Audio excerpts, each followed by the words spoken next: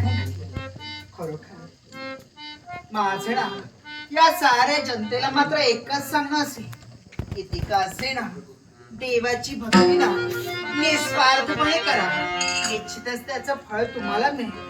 रे बाळा, लबाडा, रडतोयस का? बाबांची आठवण येते का? मुळीच चिंता करू नको.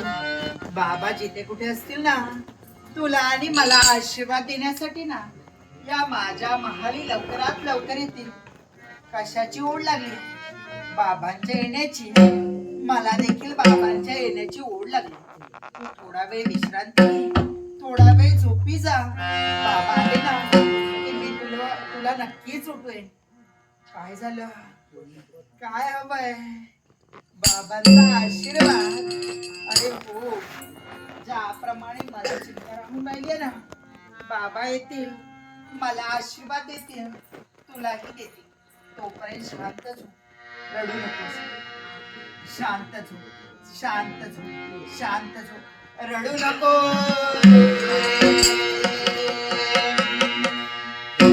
राजसभा रडू नको.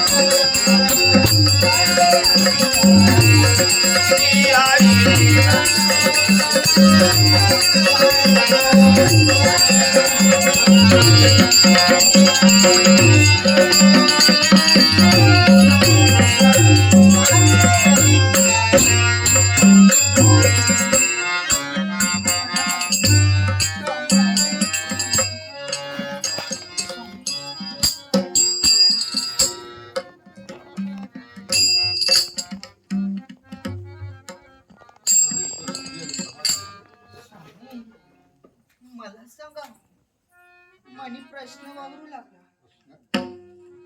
आपल्याला नमस्कार करण्याचं कर्तव्य मी केलं, पण आपण आशीर्वाद देण्यासाठी एवढा विलंब कशासाठी केला?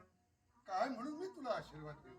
म्हणजे बोलणं आपलं समज. माझ्या समोर काय प्रसंग निर्माण झालाय असा कोणता प्रसंग? याची जाणीव नाही, तुला कल्पनाही नाही. पण स्वामी मला सांगा, असा कोणता प्रसंग आपल्या जीवनामध्ये निर्माण झाला ज्याने आपली मान खाली जाते? त्याला कारण त्यावेळी मी तुझ्या मागे आलो, त्यावेळी मी यक्षाने पुढे हैदोस मानेला तिथे दाखवून तुला सांगून गेलो होतो. हा इथं आता मी आलोय पण याच्या मागे काय घडलंय याची कल्पना तुम्हाला कोणालाही नाही. मग सांगा ना स्वामी, विलंब कशाला करताय? तुम्ही तिथवर गेला होता, काय झालं त्याचं? तोच यक्ष राज दरबारापर्यंत पोहोचला. हा राजकर्त्यांजवळ संपूर्ण राज्य मागण्यासाठी तत्पर झाला. राजकर्त्याने नकार दिला. हा राजकर्त्याशी त्यांनी तुंब अशा प्रकारचे युद्ध केलं. राजे दुर्दैवाने पराजित झाले. हा ही संधी सांगून त्या यक्षाने विषाने वनस्पतीचा द्रव त्यांच्या नेत्रात घालून राजकर्त्यांना दृष्टीहीन केला. मग मला सांगा यापुढे काय घडलंय? त्याच्या पुढे फार मोठं घडलंय. काय ते? त्यांची गेलेली दृष्टी पुन्हा प्राप्त व्हावी म्हणून हा देव ऋषी नारद म्हणून मार्ग सुचलेला. हम्म.